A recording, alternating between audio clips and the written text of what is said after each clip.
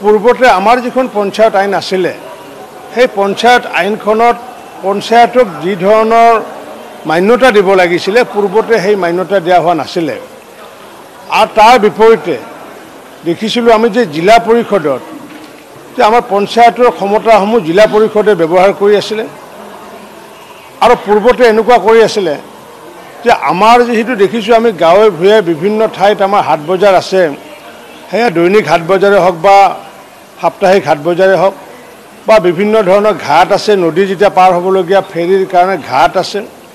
তেনেকুৱা ঘাট হাট বজাৰ পূৰ্বতে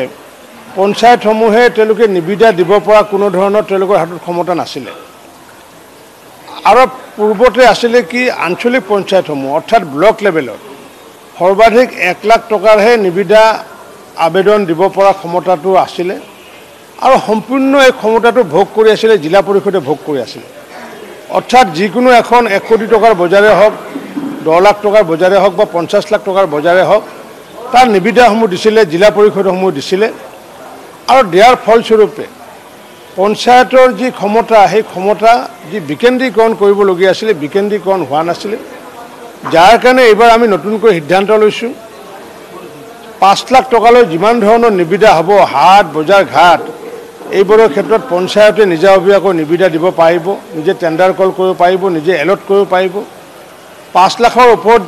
যি হ'ব 5 লাখৰ পৰা 10 লাখৰ ওপৰত সেই আঞ্চলিক পঞ্চায়তে দিব পাৰিব পূৰ্বতে সেই আঞ্চলিক পঞ্চায়তৰ ক্ষমতা মাত্ৰ 1 লাখ আছিলে পঞ্চায়তৰ 1 টকাও নাছিলে আৰু 10 লাখৰ ওপৰত যিবোৰ বজাৰ হাট ঘাট থাকিব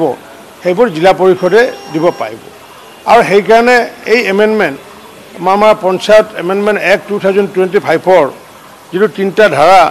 105 নং ধাৰা 108 নং আৰু আমি 109 নং ধাৰা